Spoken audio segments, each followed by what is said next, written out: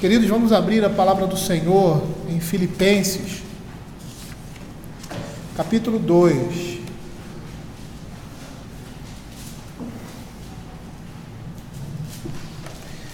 Versos de 5 a 11. Na semana passada tínhamos iniciado esse trecho, né? E hoje iremos dar continuidade aí a partir do verso 7. Tende em vós mesmo sentimento que houve também em Cristo Jesus, pois ele, subsistindo em forma de Deus, não julgou como usurpação o ser igual a Deus. Antes, a si mesmo se esvaziou, assumindo a forma de servo, tornando-se em semelhança de homens e reconhecido em figura humana. Assim mesmo se humilhou, tornando-se obediente até a morte de cruz. Pelo que também Deus o exaltou sobremaneira, ele deu um nome que está acima de todo nome, para que ao nome de Jesus se dobre todo o joelho, nos céus e na terra e debaixo da terra, e toda língua confesse que Jesus Cristo é Senhor, para a glória de Deus Pai. Nós tínhamos visto na semana passada que esse trecho aqui que o apóstolo Paulo coloca é um exemplo, uma exortação a seguir o exemplo de Cristo. Ele chama aqueles irmãos à humildade, à solidariedade e à harmonia que eles deveriam, unidade que eles deveriam viver. Ele aponta essa humildade para o exemplo de Cristo, quando ele diz: tende o mesmo sentimento que houve em Cristo Jesus. Ou seja, a Escritura aqui está nos chamando, como nós falamos anteriormente, aqui, da mesma forma que o Senhor Jesus foi humilde e a sua vida toda se baseou nesse fundamento de humildade, ele exige e chama a nós crentes a seguirmos o seu exemplo. Quando fizemos um comentário a respeito desse texto que Matthew Henry fala, ele diz o seguinte, que essa é uma boa oportunidade para nós falarmos e nos aprofundarmos nesse mistério que é a dupla natureza de Cristo, que está presente aqui. E nós começamos a falar sobre isso, falando dessa humildade, entendendo quem era Cristo, porque somente entendendo quem era Cristo, quem ele representava, quem era a sua pessoa, nós íamos entender o exemplo de humildade que ele nos chama a ter. E aí no verso 5 ele diz assim: tende vós o mesmo sentimento que houve em Cristo Jesus, pois ele, subsistindo em forma de Deus, não julgou como usurpação o ser igual a Deus. Antes, a si mesmo se esvaziou, assumindo a forma de servo, tornando-se semelhança de homens e reconhecido em figura humana. É interessante o que William Hendricks vai dizer a respeito disso. William Hendricks vai dizer que Cristo se esvaziou de sua existência na forma de igualdade a Deus. E assim ele, em primeiro lugar, renunciou a sua relação favorável à lei. Por quê? Porque enquanto ele permanecia no céu, nenhuma carga de culpa pesava sobre ele. Entretanto, quando ele se encarna, quando ele se torna homem, ele toma sobre si essa carga e começa a carregá-la para fora. E é isso que nós vamos ver lá em João capítulo 1, verso 29. Quando João vê o Senhor Jesus chegando, ele diz assim: viu João a Jesus que vinha para ele e disse: eis o Cordeiro que tira o pecado do mundo. Sobre ele estava agora o peso do nosso pecado. E ele era o único justo, imaculado, que jamais cometeu pecado algum. E é isso que o apóstolo Paulo vai falar lá em 2 Coríntios, capítulo 5, verso 21. Aquele que não conheceu o pecado, ele o fez pecado por nós, para que nele fôssemos feitos justiça de Deus. Então, esse esvaziamento de Deus, em primeiro lugar, representava a renúncia dele com relação à lei. Agora, por causa da sua condição, ele era culpado diante do Senhor, apesar de não ter pecado, culpado diante da lei, porque assumiu uma natureza humana. Mas esse esvaziamento, segundo William Hendricks, não se referia somente a isso, mas também à renúncia com relação às suas riquezas. Lá em 2 Coríntios, capítulo 8, verso 9, o apóstolo Paulo diz assim: pois conheceis a graça do nosso Senhor Jesus Cristo, que sendo rico se fez pobre por amor de vós, para que pela sua pobreza vos tornasseis ricos. Ele renunciou tudo, até a si mesmo. Ele renuncia à sua própria vida, como nós vemos em Mateus capítulo 20, verso 28, quando ele diz assim: tal como o Filho do Homem, que não veio para ser servido, mas para servir e dar a sua vida em resgate de muitos. E por que isso? Porque ele, Cristo, se fez e era o bom pastor, e o bom pastor, segundo ele, dá a vida pelas suas ovelhas. Ele se torna pobre por amor de nós, para que pudéssemos compartilhar das suas riquezas. E ele era tão pobre que ele sempre estava numa condição de pedir alguma coisa emprestada. Em primeiro lugar, no seu nascimento, um lugar onde ele pudesse nascer. E o lugar onde ele estava não era dele, e muito menos apropriado para um rei humano, quanto mais para um Deus. Uma casa onde pudesse pernoitar, um barco onde pudesse pregar, um animal que pudesse cavalgar, uma sala onde pudesse instituir a ceia do Senhor e, finalmente, um túmulo onde pudesse ser sepultado. E é esse que era Senhor sobre todas as coisas, o Deus de toda prata, o Deus de todo ouro, o Deus de todas as coisas do universo. Ele se faz pobre em nosso favor. E além disso tudo, ele toma sobre si uma dívida muito pesada, que não era dele, mas que ele assume voluntariamente, uma dívida que jamais alguém poderia pagar. O profeta Isaías, lá no capítulo 53, verso 6, ele diz assim: mas o Senhor fez cair sobre ele a iniquidade de todos nós. Alguém assim, tão profundamente endividado, só poderia ser pobre. E é interessante porque não é só a condição excelsa divina que exigiria isso dele, porque ele era Deus, mas a sua condição humana. Ele era descendente de Davi, ele era, ou melhor, o trono de Israel pertencia por direito a ele. E como é que ele vem? Morando em palácios, rico, entre os nobres? Não. Ele vem de forma humilde. Por quê? Porque ele era maldito de Deus. Ele era maldito de Deus.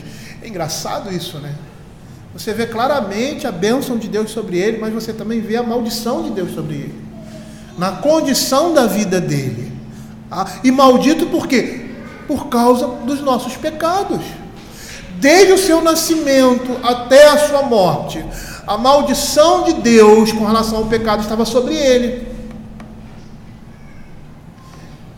Nasce daquele jeito, uma família pobre, vive em condições simples, não condizentes a uma pessoa que fazia parte da realeza, que tinha o direito ao reino ali de Israel, humanamente falando. E muito pior, ele era o próprio Deus, era Senhor de todas as coisas. Abra Isaías 53, verso de 2 a 11. Olha o que a Escritura fala sobre ele. Era o Filho de Deus, aquele em que a alma do Senhor, a alma de Deus se comprazia, mas era aquele também em que a maldição de Deus estava sobre ele.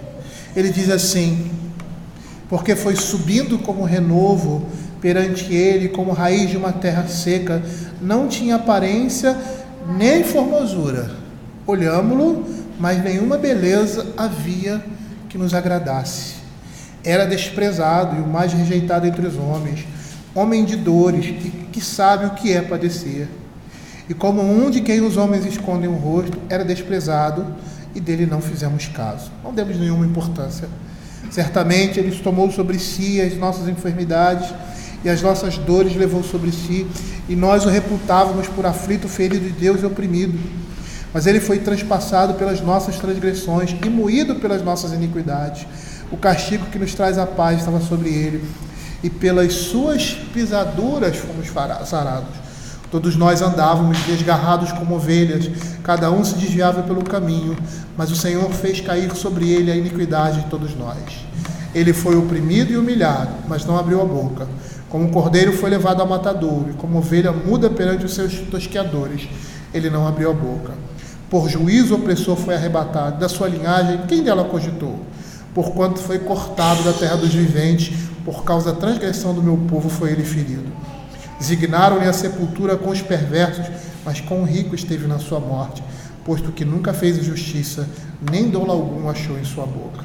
Todavia o Senhor agradou moê-lo, fazendo-o enfermar, quando der ele a sua alma como oferta pelo pecado.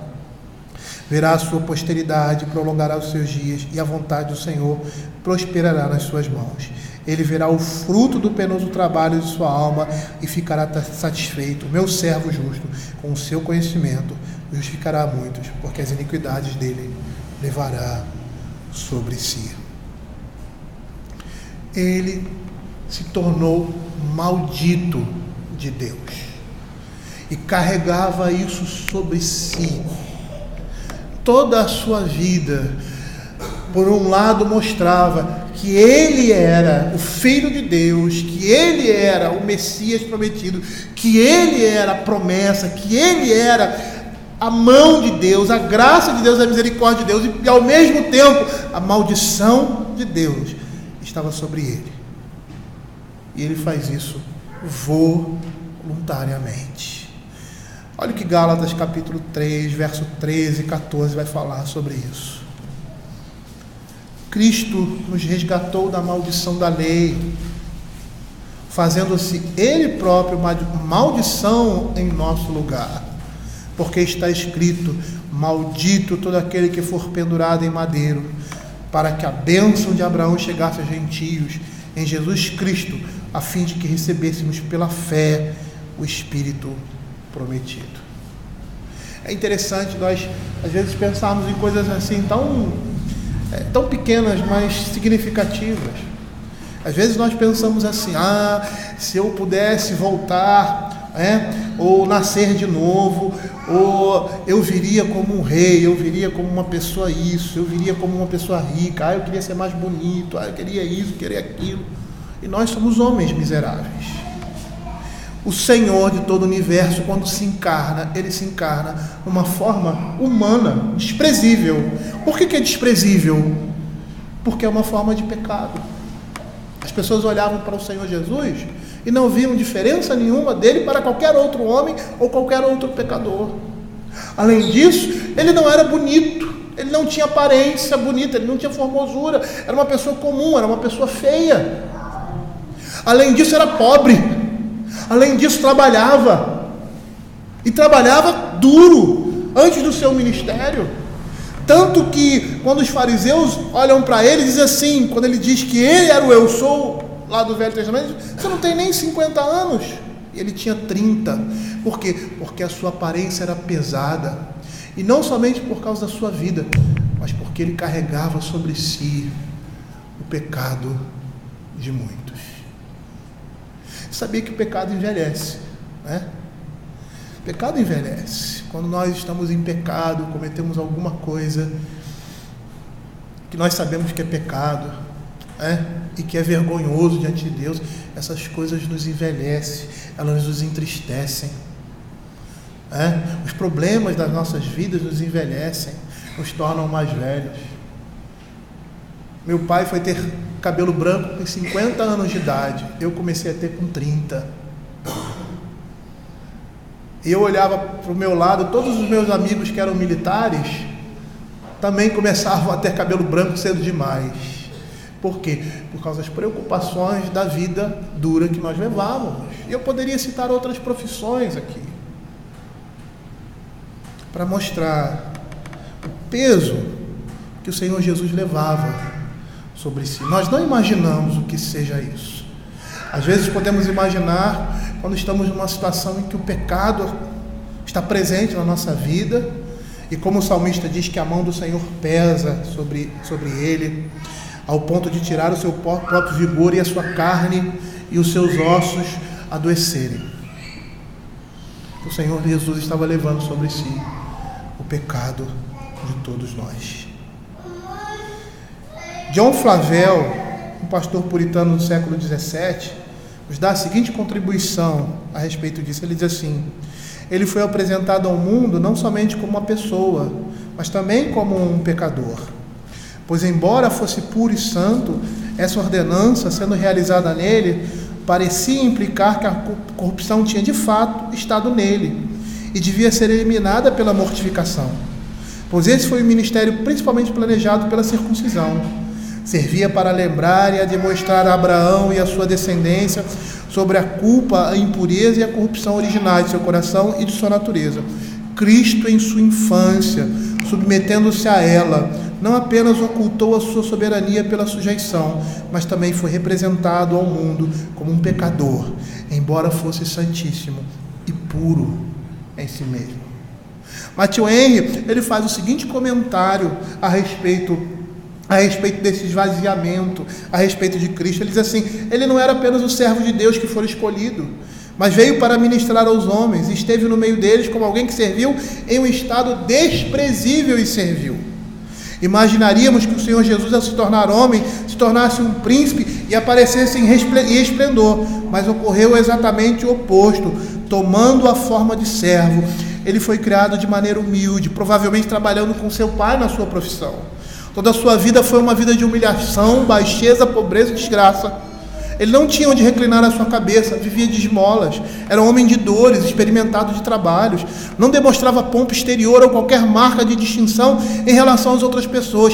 Essa foi a humilhação da sua vida, mas o passo mais desprezível da sua humilhação foi a sua morte na cruz. Ele foi obediente até a morte e morte de cruz. Que estado desprezível o nosso Senhor Jesus foi lançado pela sua própria vontade. Nós sempre temos o desejo de estar no melhor lugar e ter as melhores condições, e nós buscamos isso, e não existe nada de errado nisso. E é isso que o apóstolo Paulo quer mostrar aqui para nós. Mas o Senhor fez isso, ou seja, ele procurou para si o pior lugar, a pior condição, a pior situação, por amor de nós. É isso que ele está exigindo de nós aqui, com relação aos nossos irmãos. Quando ele diz: tenha cada um em vista, não tenha cada um em vista o que é propriamente seu. Como se ele estivesse dizendo assim: você pode e você tem que olhar aquilo que é as suas prioridades e que é importante para mim, mas não ao ponto de você esquecer aquela pessoa que está do seu lado, o seu irmão, de tal forma que ele se torna inexistente para você. Senão também devemos olhar as necessidades dos outros, as condições dos outros, dos nossos irmãos, e não somente a nossa. William Hendricks nisso ele diz também que ele se esvaziou, ou seja, ele renunciou à sua glória celestial, e Cristo sentiu isso. Hendricks diz que essa foi a razão dele ter clamado, melhor dizendo, mais íntimo do seu coração, no dia anterior à sua na noite anterior à sua crucificação, lá em João capítulo 17, verso 5, ele diz assim: e agora glorifica-me, ó Pai, contigo mesmo, com a glória que eu tive junto de ti, antes que houvesse mundo. Ele renuncia à sua glória, e ele sente isso, porque no infinito céu de deleite eterno, na presença do Pai, ele voluntariamente desceu a esse mundo de miséria, com o intuito de quê? De armar a sua tenda entre nós, ou seja, de fazer a sua habitação entre nós. Ele se encarnou, e Ele faz isso no meio de nós por pouco tempo, no meio de pecadores, aquele em cuja presença os serafins cobriam o rosto, pois Ele era o objeto da mais alta adoração. Esse que era o objeto de mais alta adoração, Ele faz a sua tenda entre nós. Ele vem habitar no meio de pessoas ímpias, aquele que recebia a mais alta adoração e que era aclamado como santo, santo, santo. Abra Isaías capítulo 6, versos 1 a 3. Esse texto aí fala de Jesus. Isaías viu o Cristo. Ele teve aí uma visão de Jesus, de Cristo, sentado no seu trono, antes da sua encarnação. O anjo do Senhor, que muitas vezes era visto no Velho Testamento, e ali era Cristo se manifestando. No ano da morte do rei Uzias, eu vi o Senhor assentado sobre um alto e sublime trono, e as abas de suas vestes enchiam o templo. Serafins estavam por cima dele, cada um tinha 6 asas, com 2 cobriam o rosto, com 2 cobriam os pés, e com 2 voavam. E clamavam uns para os outros, dizendo: Santo, Santo, Santo é o Senhor dos exércitos, toda a terra está cheia da sua glória. E aí você vai dizer: pastor, mas por que o senhor está dizendo isso? Porque a Bíblia diz isso. João capítulo 12, verso 41, abra aí. Quando ali na narrativa de João, ele está falando do Senhor Jesus Cristo, que muitos não creram nele, outros creram. E aí cita o profeta Isaías, porque muitos não creram na pregação. E aí ele, no verso 41, ele diz assim: isso disse Isaías, porque viu a glória dele e falou ao seu respeito. E ele estava se referindo a Cristo ali. É esse que estava ali sentado num alto sublime trono, e que Isaías consegue contemplar e ver a glória de Deus ali.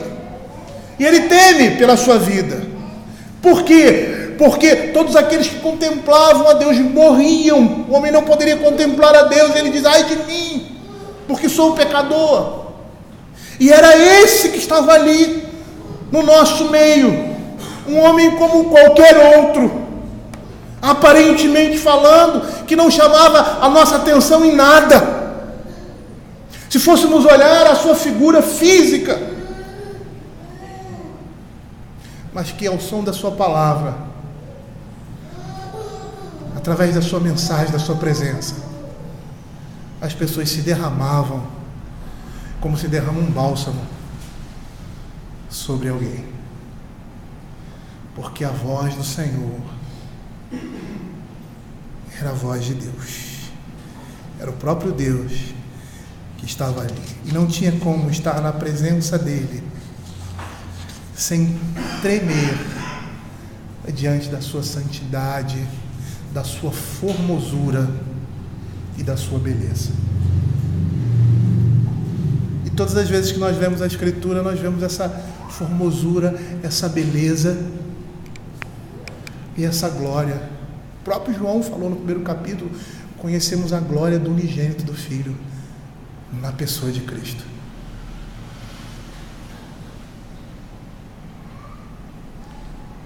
Ele veio a esse mundo, foi desprezado e o mais rejeitado entre os homens, homem de dores, e sabe o que é padecer. Ele renuncia à sua glória celestial. Henry Airy, professor e pastor puritano inglês do século XVII, diz que Cristo foi rebaixado e humilhado tanto segundo sua divindade quanto segundo a sua humanidade. E ele diz: sua humanidade aparece no fato de ele ter sido submetido às fraquezas da natureza humana, como também aos sofrimentos e punições que eram devidos à humanidade por causa do pecado. E foi rebaixado segundo a sua divindade também foi humilhada, não como considerado em si mesmo, porque ela é imutável, mas com respeito ao véu da carne, sob o qual foi coberta e ficou escondida desde o primeiro momento da encarnação de Cristo até o momento da sua ressurreição, sem qualquer grande manifestação de seu poder e de sua majestade quanto a isso. Se nós olharmos lá Apocalipse capítulo 1, nós vamos ver João tendo uma visão de quem? Cristo glorificado. E ele cai no chão, ele se sente como desprovido de força, porque ele contempla a glória do Senhor Jesus, o Deus homem glorificado. E era esse que veio da forma como ele veio. Era esse que abandona a sua glória, abre mão de expor e apresentar todos os seus direitos divinos por amor a nós. William Hendricks vai dizer também que esse esvaziamento representa uma renúncia voluntária do exercício da sua autoridade. E a Escritura vai dizer que ele se esvaziou assumindo o quê? A forma de servo. Era Deus, agora se coloca na forma de servo. Jesus Cristo, certa vez, lá em João capítulo 5, verso 30, ele diz assim: eu nada posso fazer de mim mesmo. Na forma porque ouço o jugo, o meu juízo é justo, porque não procuro a minha própria vontade, e sim daquele que me enviou. Calvino vai dizer que o próprio Filho de Deus esvaziou a si mesmo, embora só com referência à sua natureza humana. Essa expressão inclui todos os detalhes: esvaziar-se da humilhação, a semelhança de um ser humano assumindo a forma de servo, a fim de ser reconhecido pela aparência e maneiras de um homem, se humilhando e sendo obediente até a morte e morte de cruz. E todas essas coisas estão inclusas nessa expressão: a si mesmo se esvaziou, quando ele renuncia à sua existência numa forma de igualdade a Deus. Naquele exato momento, naquele fato, ele assume tudo que era contrário a essa natureza, ou seja, a natureza humana. Isso é um grande mistério.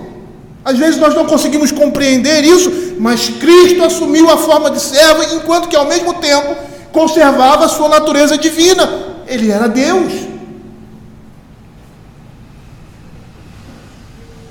Certo homem disse que a única pessoa no mundo que tinha razão de valer seus direitos os renunciou, que era Cristo. E foi o próprio Jesus quem disse, lá em Lucas capítulo 22, 27, pois qual é maior? Quem está à mesa ou quem serve? Porventura não é quem está à mesa? Pois no meio de vós eu sou como quem serve. E no fato de ele estar servindo aos homens, ele estava cumprindo a sua missão de servo de quem? De Javé. É esse mesmo Jesus que cinge-se de uma toalha e lava os pés de seus discípulos. Lá em João capítulo 13, versos 12 a 15. E a narrativa diz assim: depois de ter lavado os pés, toma as vestes e voltando à mesa perguntou-lhes: compreendeis o que vos fiz? Vós me chamais mestre e senhor, dizeis bem, porque eu sou. Ora, se eu sendo senhor e mestre vos lavei os pés, também vós deveis lavar os pés uns dos outros, porque eu vos dei um exemplo, para que como eu fiz, vós façais também. E se nós formos olhar o que o Senhor Jesus fez aqui, ele se rebaixa ainda mais na nossa visão. Porque quem fazia isso era o escravo. O escravo que não dava para nada, que não servia para trabalho nenhum. Então ele era colocado à porta da casa para lavar os pés das pessoas. E as pessoas chegavam com aqueles pés imundos, pretos, aquele pé que você tinha, principalmente os meninos, quando jogava bola na rua e voltava para casa. E a sua mãe dizia: menino, vai lavar esse pé que está imundo. Porque no meu tempo era assim.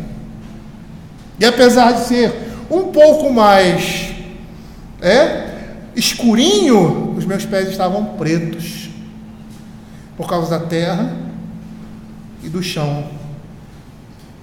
E na Palestina não tinha asfalto.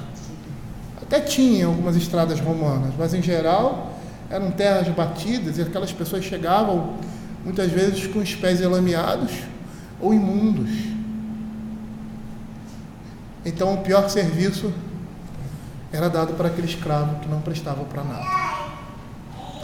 Eu me lembro no quartel que ninguém gostava de lavar banheiro. Cada um tinha que fazer as suas atividades, né? Então a companhia ia e tinha que arrumar o alojamento e tal, e os voluntários. Ninguém gostava de lavar banheiro. Por que que não gostava? Porque muitas vezes ia ter que mexer em fezes, em urina, e essas coisas são nojentas. E quando escalavam um ou outro, eu estou no banheiro, ninguém gostava. É mais ou menos esse paralelo que nós estamos vendo aqui. E foi isso que o Senhor Jesus fez.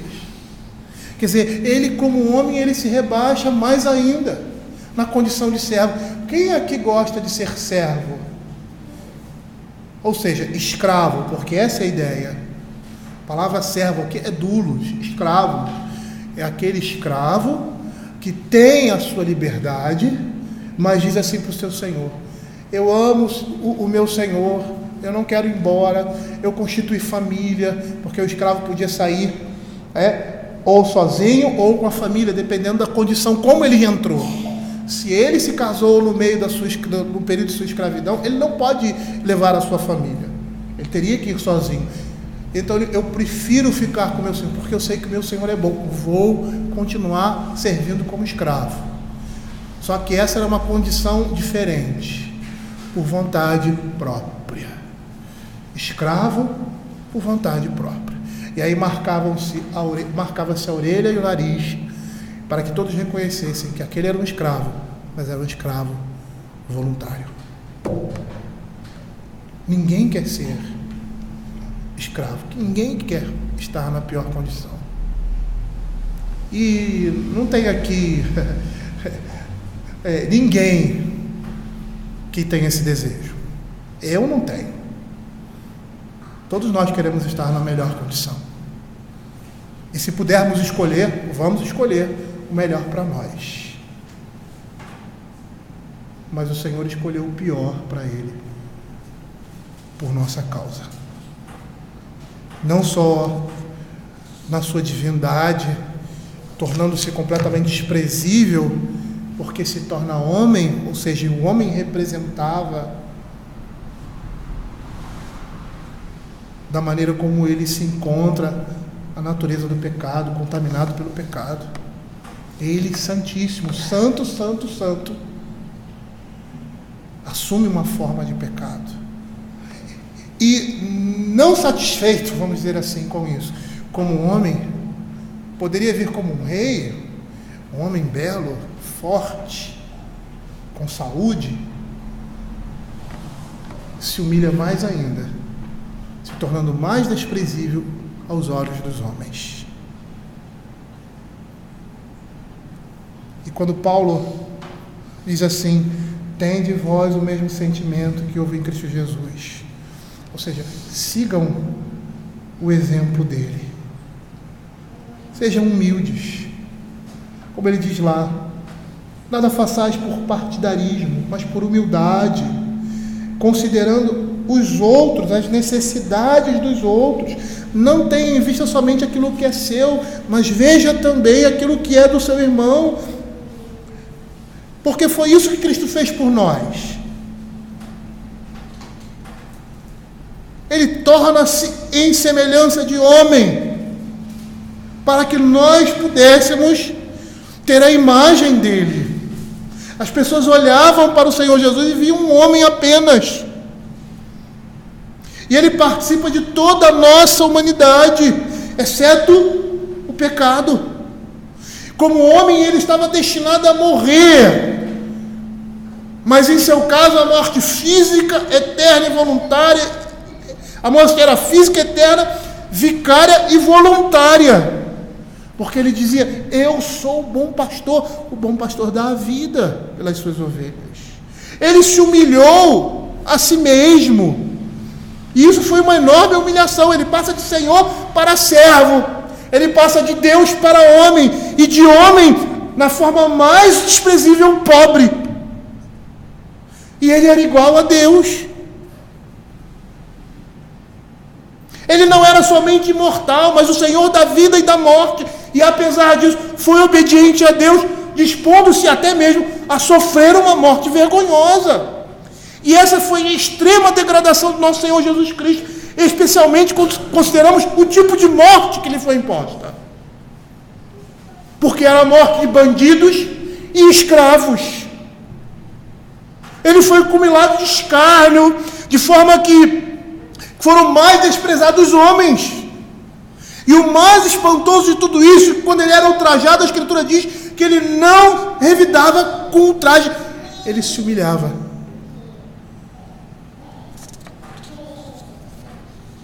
A obediência do Senhor Jesus não conheceu limites, indo até a morte. Porque morrendo da maneira como ele morreu, ele não foi apenas desonrado diante dos homens, mas também foi amaldiçoado por Deus. Nós temos uma visão muito romântica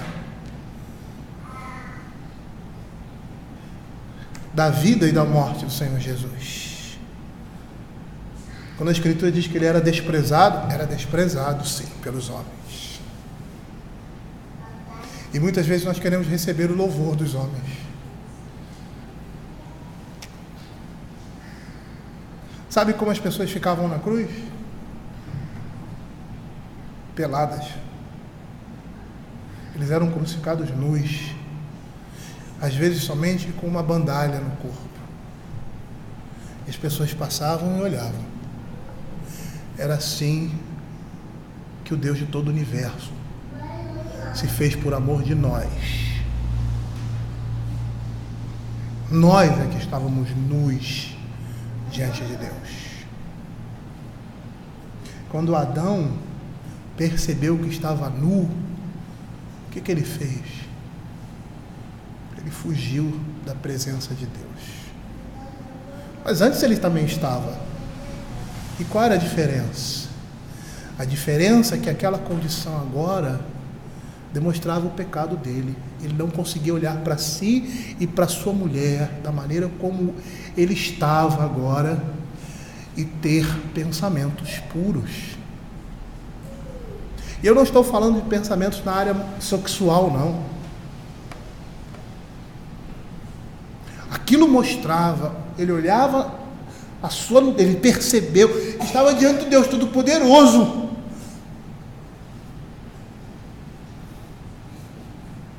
Era assim que o nosso Deus estava diante dos nossos olhos, na cruz do Calvário.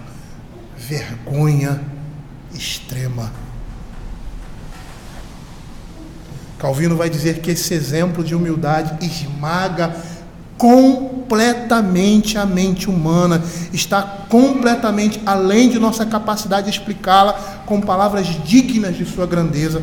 Matthew Henry faz a seguinte observação: ele não somente sofreu, mas foi voluntariamente obediente. Ele obedeceu à lei, sob a qual se colocou voluntariamente como mediador e por meio da qual foi obrigado a morrer.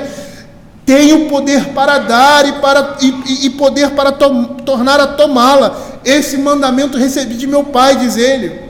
E ainda ressalta a maneira da sua morte, Matthew Henry, dizendo que ela tinha todas as circunstâncias possíveis de humilhação. Morte de cruz, uma morte maldita, dolorosa, vergonhosa, uma morte amaldiçoada pela lei, como diz Gálatas capítulo 3, verso 13, maldito daquele que for pendurado no madeiro, cheia de dor, o corpo pregado através das partes nervosas, das mãos, dos pés, e pendurado com todo o seu peso sobre a cruz. É a morte de um malfeitor, de um escravo, não de um homem livre, exposto como espetáculo público. Tal era a condescendência do Deus bendito a nosso favor.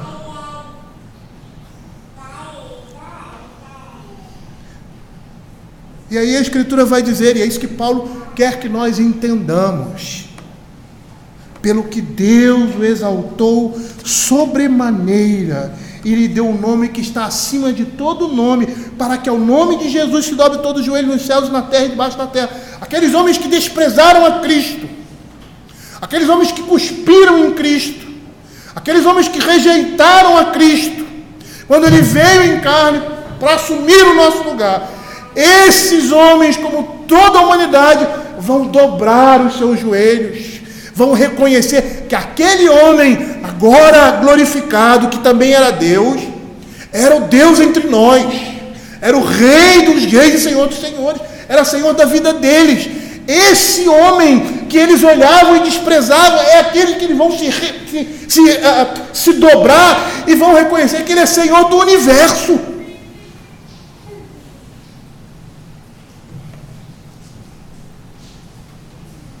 Sua exaltação foi recompensa, melhor dizendo, de sua humilhação. Pelo fato de Ele ter se humilhado, Deus o exaltou sobremaneira. Parece que esse é um princípio na Escritura. Aqueles que se humilham diante de Deus, eles serão colocados num lugar de honra.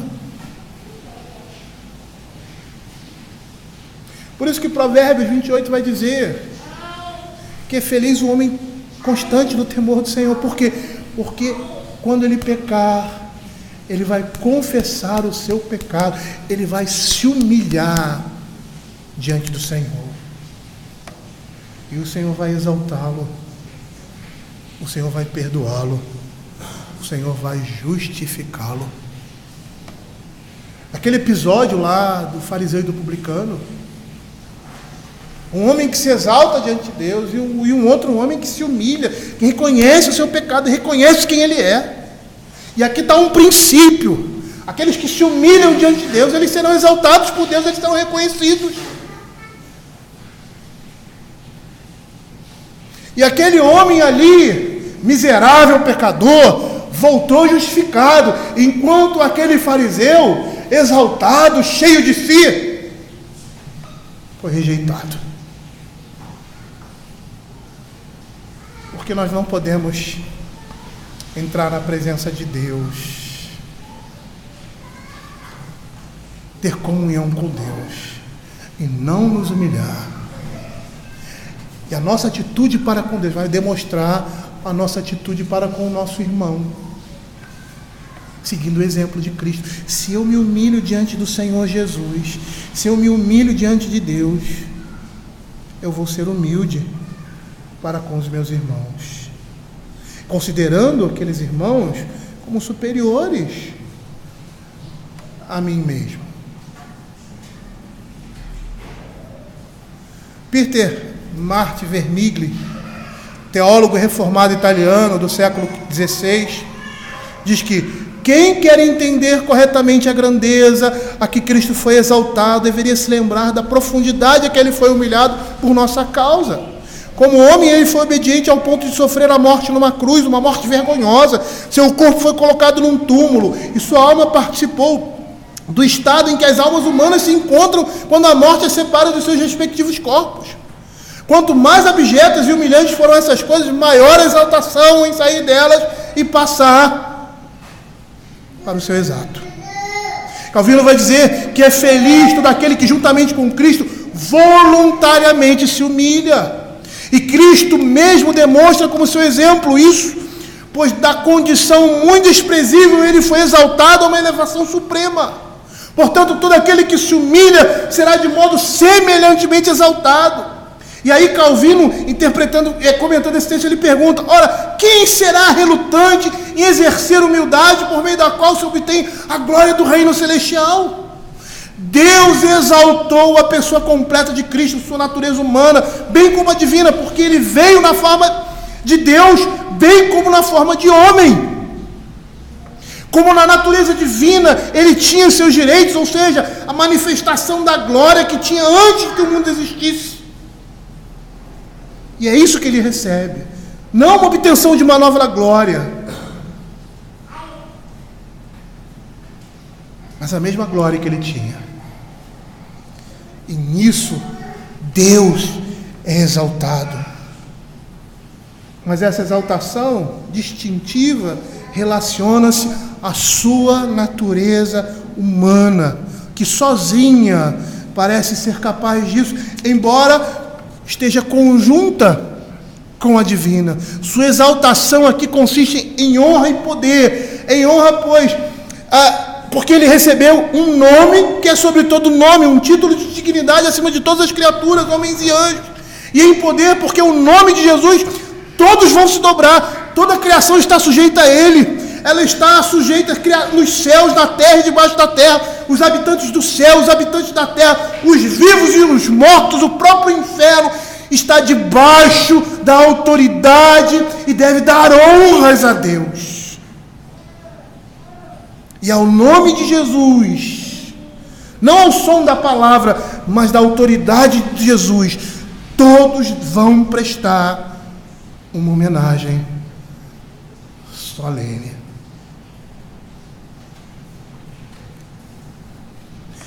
Eles verão aquele que eles rejeitaram. É isso que a Escritura diz.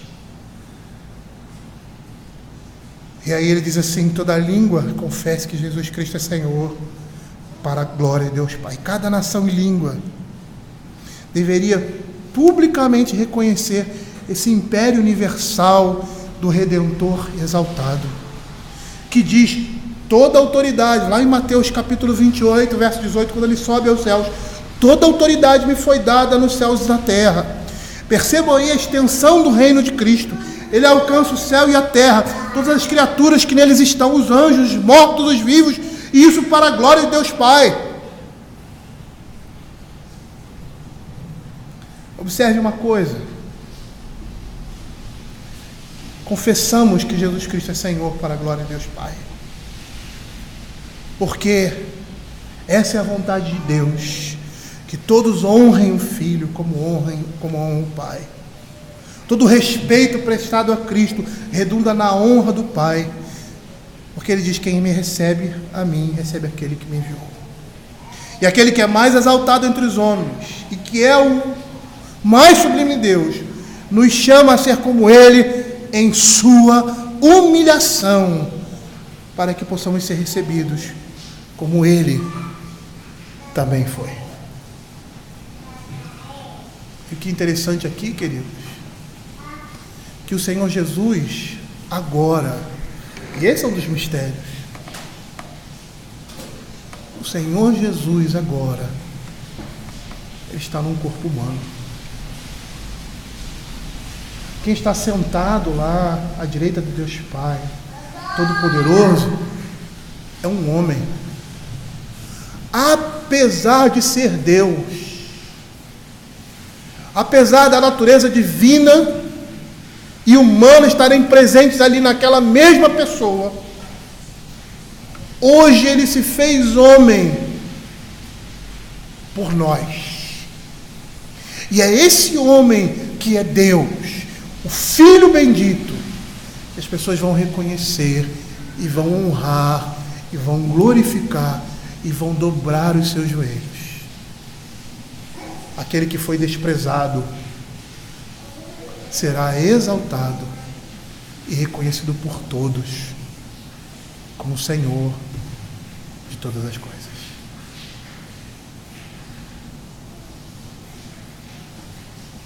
Vocês entendem agora por que o apóstolo Paulo mostra o exemplo de Cristo?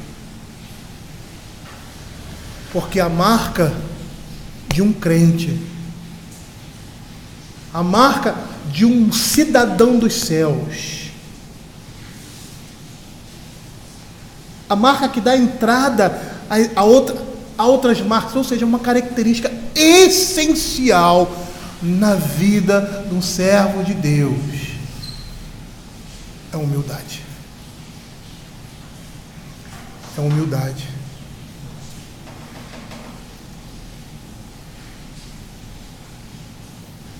Essa é uma marca distintiva na vida do crente. E nós somos chamados a ter esse comportamento e a demonstrar isso em nossas vidas, como reflexo da imagem de Deus em nós.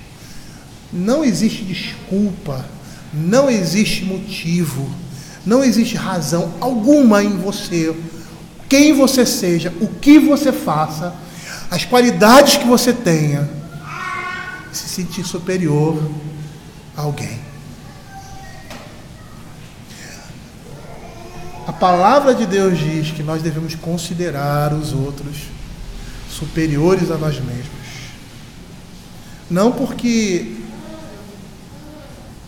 pela função que eles exercem, ou pelo cargo que eles exercem, porque nós necessitamos e temos que dar honra a quem merece honra, respeito a quem merece respeito.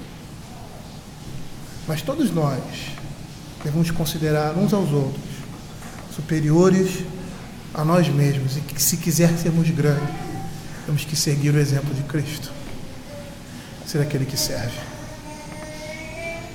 E quando nós vivemos assim, quando a igreja de Cristo vive assim, ela vive em harmonia.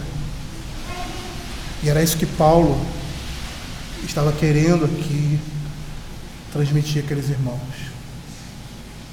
que eles tinham necessidade de viverem em harmonia e lutarem por essa harmonia, porque o espírito dessa harmonia representa o espírito de Cristo no meio do seu povo. Vamos orar.